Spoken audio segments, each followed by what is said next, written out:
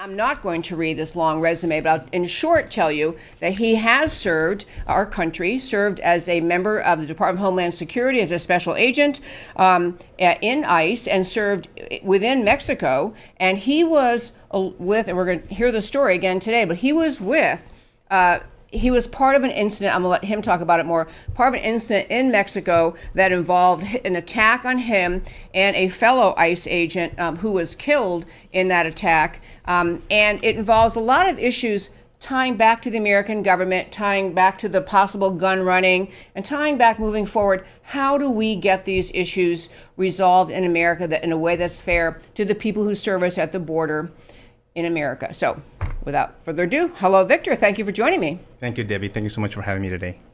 I'm glad you're here. Would you just very briefly tell our listeners, what is your background in terms of working for the Department of Homeland Security? What were your jobs or leading up to this incident we're going to talk about on February 15th of 2011? Correct. I was a special agent under ICE. ICE has two divisions, the Enforcement Removal Operations and Homeland Security Investigations, which is a side that I work for, is the criminal investigators. And HSI agents conduct criminal investigations with anything that has to do with the nexus to the U.S. border. Narcotics trafficking, human smuggling, human trafficking, money laundering, bulk cash smuggling, trade, customs violations as well. A lot of people forget that it's immigration and customs, and so we still enforce customs laws. Okay, well that's more. So, and you began working for them when? Back in 2004. 2004, okay. So you were part of an incident, and I'm sure you've recounted this incident many times on many shows, and maybe some of our listeners have already heard this story, but I want to have you tell our listeners what happened on February 15th, 2011. You and your partner, Jaime Zapata, is that correct pronunciation? Jaime Zapata. Jaime Zapata. Okay, I definitely want to say his name correctly. Jaime Zapata were assigned by your superiors to a mission that day. You were sent off to drive on a road, Highway 57, that was viewed to be it was in the middle of drug cartel dangerous territory. So to start with, when you got that assignment, was there any concern on your part that that's where you were being asked to go? Absolutely. I received the assignment on February 14th on Valentine's Day of 2011, and I immediately challenged it because I just returned to the country. I had been on another investigation the prior week and had not met Jaime until that day. I challenged the assignment because there was an alert put out by the State Department via the ambassador's office giving the U.S. Personnel no authority or permission to drive on Highway 57.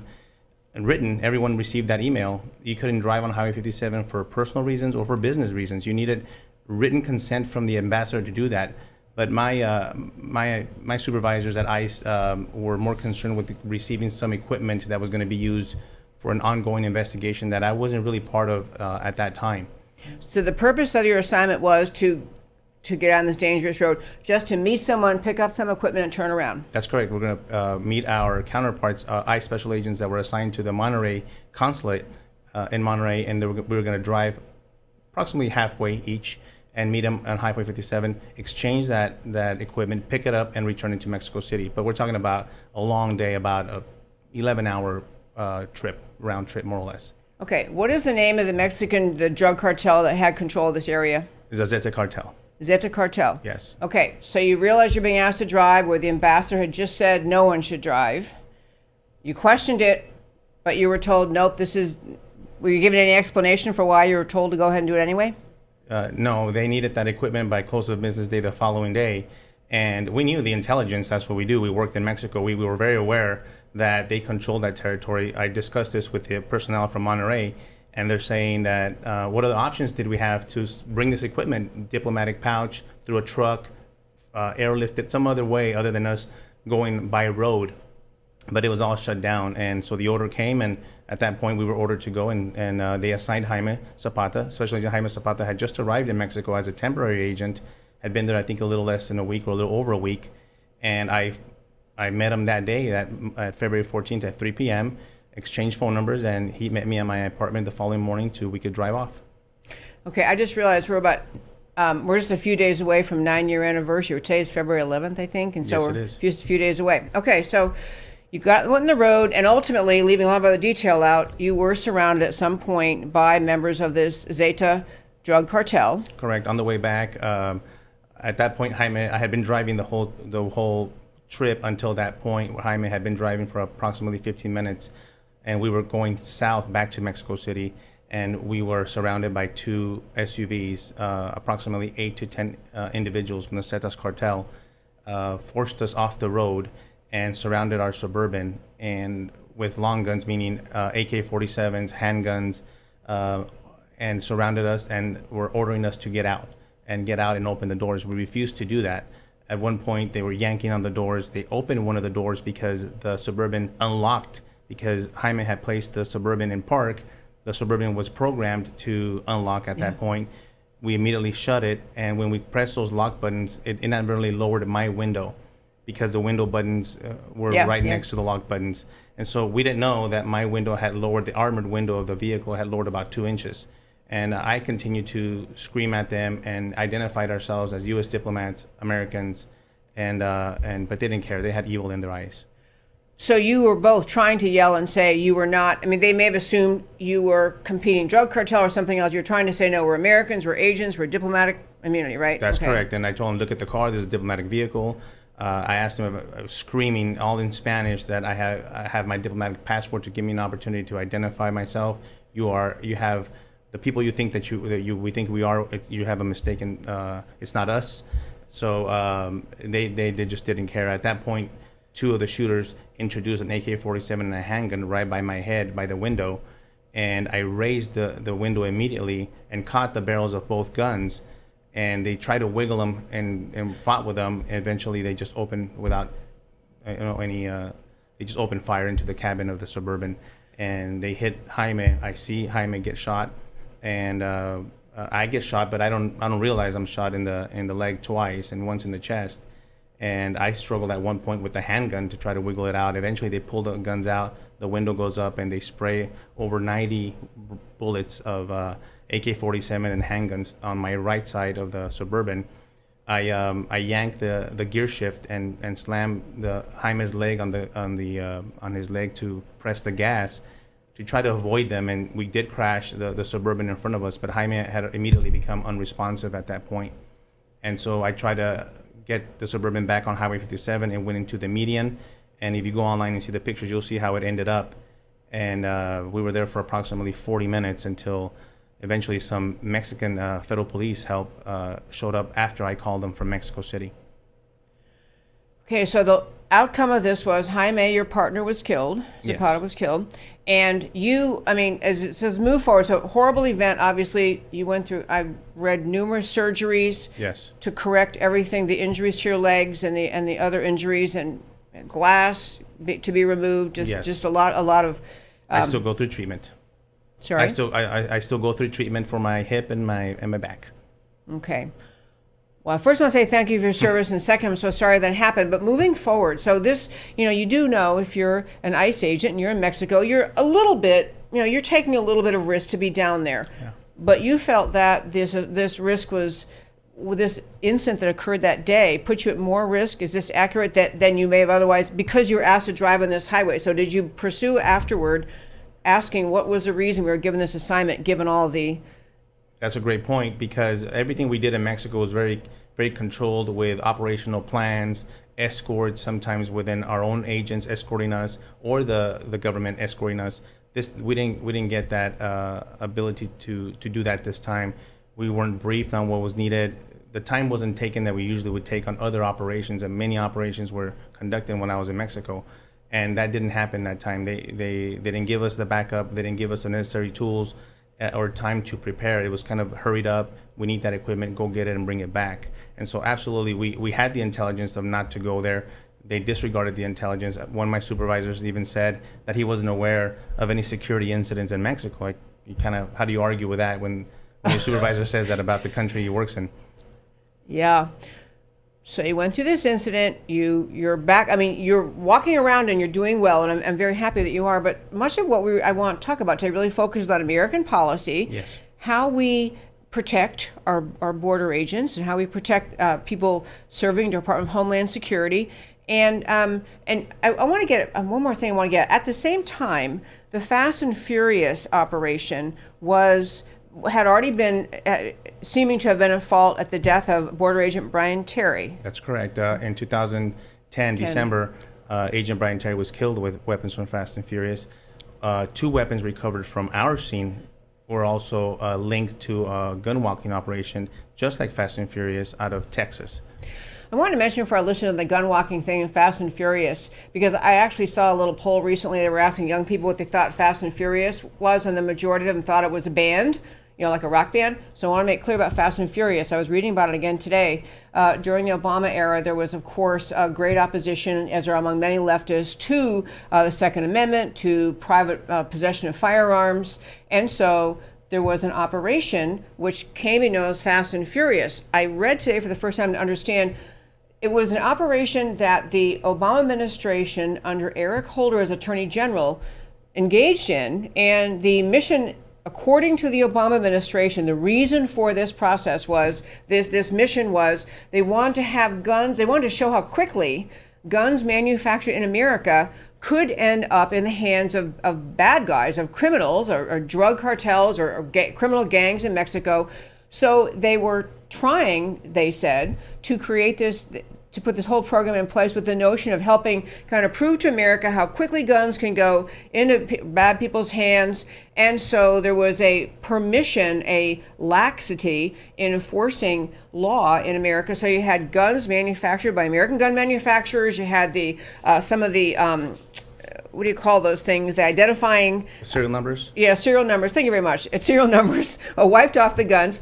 And then, but it did turn out that those guns were used in the killing of, so some of the guns that were modified under the Obama administration program, Fast and Furious, ended up actually killing an American agent. And they called it Fast and Furious, but the larger effort was, viewed by many conservatives, was that the mission behind, or thinking behind Fast and Furious, was to again become, as a basis to accuse American gun manufacturers of being somehow irresponsible, complicit in the deaths of people who might be killed by these guns that were actually being moved by the Obama administration officials. So back to you.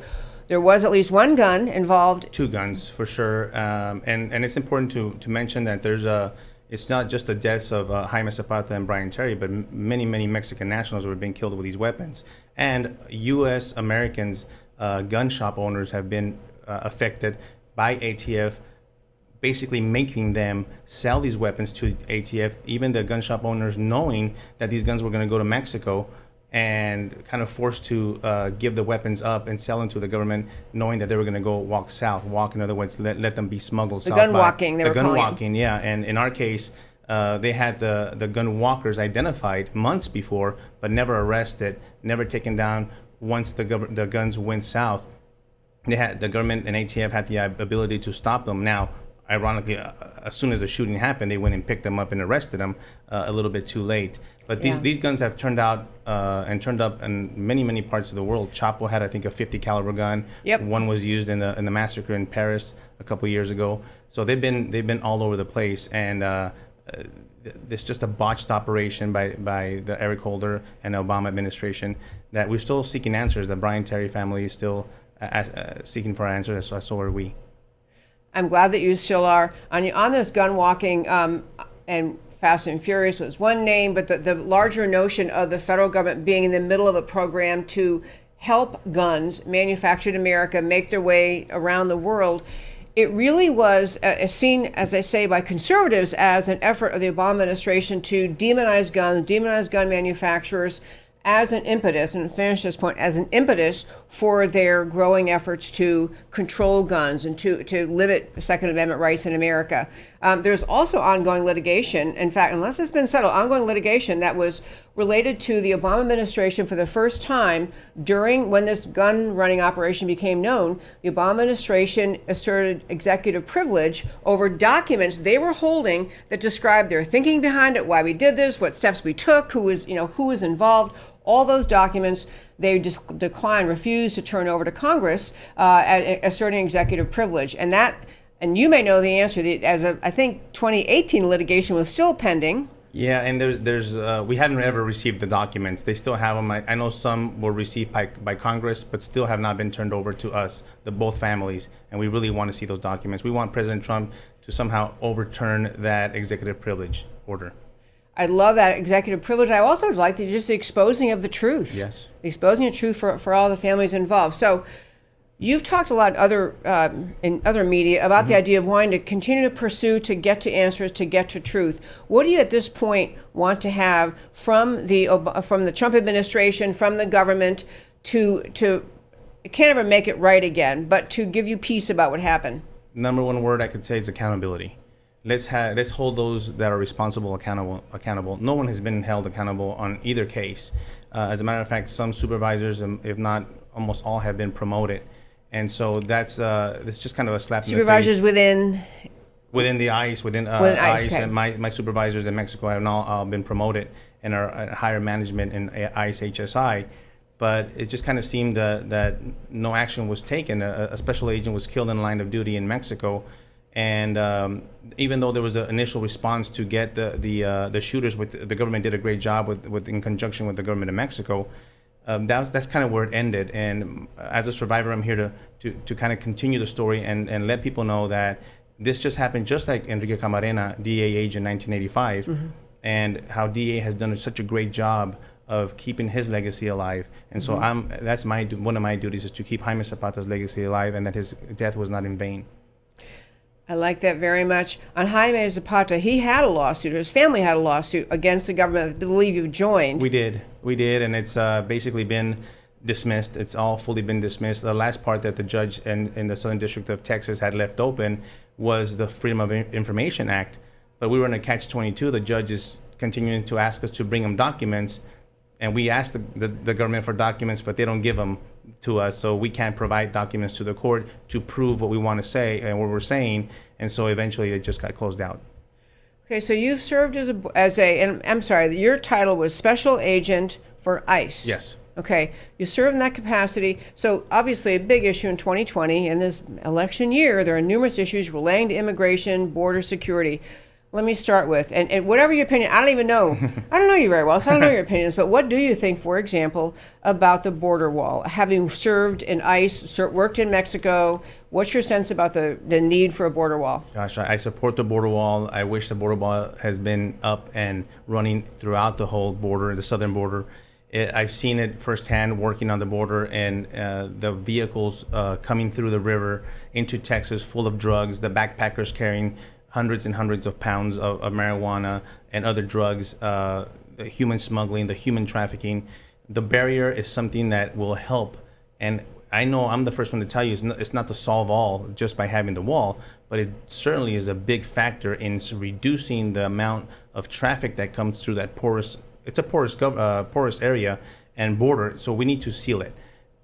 Once you seal that, then we could address what we're probably going to talk about now, the sanctuary issue and the cartels, which is another big issue. But we got to keep something going, along with technology, cameras, sensors, and drones and everything, all that human intelligence. It's all good. We're not going to get rid of that, but let's add additional tools. And the wall is something that must be needed. I saw a video just a couple of weeks ago of someone jumping the wall, but then Border Patrol was on the other side waiting for them. That's exactly what the wall was built for, to give our responders, our Border Patrol agents, time to get there and apprehend the illegal aliens. Yeah. So your first point about cartels, is American policy toward Mexico doing enough to try to diminish, to protect America from the mission of the cartels and the smuggling of drugs? Could we be doing more, America, to fight against the power of the cartels in Mexico? Absolutely. We're definitely not doing enough when it comes to the cartels. Now, I'll separate it with the immigration, because Mexico has been very strong on the immigration part. But when it comes to the cartels, they just seem, well, Mexico obviously is not doing anything about it. President López Obrador has just decided that he's going to give hugs and not bullets. And that's what he said. And it is just a disgrace. There are videos, if you just go on YouTube, I just saw one earlier today, they are just executing, the cartels are killing innocent people. They've killed Americans, and they will continue to kill Americans. And Mexican, I think there was a total of 34,000, don't quote me on the number, of homicides last year. 36,000 or 65,000 unaccounted for civilians. People don't know where they're at. They're just lost. Mexican civilians. And so these cartels, when I was there, thought it couldn't get worse. It is worse. They have now taken over 80% of the country of Mexico, either by influence or straight out control. Forget the border. All of the U.S.-Mexico border is controlled on the Mexican side by the cartels. Okay, I have to be sure I heard you correctly. You're saying that of the actual landmass of Mexico, approximately 80% of it is controlled by the cartels. Yes, and that's not my statistic. That is a statistic put out by Mexican government themselves. So 80% of urban areas in Mexico are controlled or influenced by Mexican cartels. Because we could talk about the corruption, obviously, right? But they have now moved in. Now, the Zetas cartel have factioned out into what we call CDN. It's Cartel del Noreste, or Cartel of Northeast. They are big. They're still controlling that whole area down south of the Texas area. The Sinaloa cartel, we know who they are. They're still probably the biggest. But right now, the biggest threat right now is probably the Cartel of Jalisco, Nueva Generación, new generation of Jalisco. That's what they're called. Great. Extremely violent. No concern for human life, and they are hungry. We need to designate them, and I mean President Trump, and he got close late last year to designate them as a foreign terrorist organizations. Those few that I mentioned should be considered and labeled and designated as foreign terrorist organizations. That was my next question about foreign terrorist organizations. I agree. We got to use all the power we have, all the ability in our own laws in America to go after them. So let me turn to sanctuary cities, a huge issue in the 2020 elections in America. Most of the candidates on the American left and the Democrat for running for president are at least speak favorably of sanctuary cities, or they certainly do not ever call out sanctuary cities as lawless. What is your sense, just to start with, what's your sense about how much the presence of sanctuary cities in America, the known presence, serves as an invitation to people to cross our border illegally? It certainly does, but that's not the number one magnet that brings them in. They're not going to say, well, they certainly like that once they're here. But what does happen is that they know that once they're arrested, let's say in California, in these huge sanctuary states, sometimes they're not even cities, they know that once they're arrested, they're going to be released because ICE is not going to be notified. And that to me is just dangerous. I used to lodge these detainers that you talk about, and luckily when I worked at the El Paso County Jail, the El Paso County Sheriff respected the authority of the detainer. But as you know, many of these county jails do not.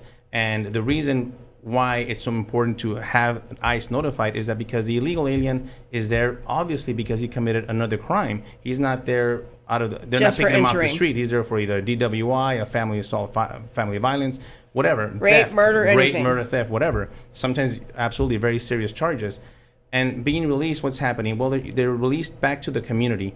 And there's this argument that, yes, U.S. citizens are at risk, but their own community is at risk because they go back to live in their own migrant communities and they assault their own members of their own community. So even the community don't want them back there because sometimes they get deported. They get caught, get deported. Guess what? They come right back there. Which goes back to the need for a wall and better, that they can't come back so easily. It all starts at the border. But I love your concept about the idea of the sanctuary city policies and the failure to honor detainer requests.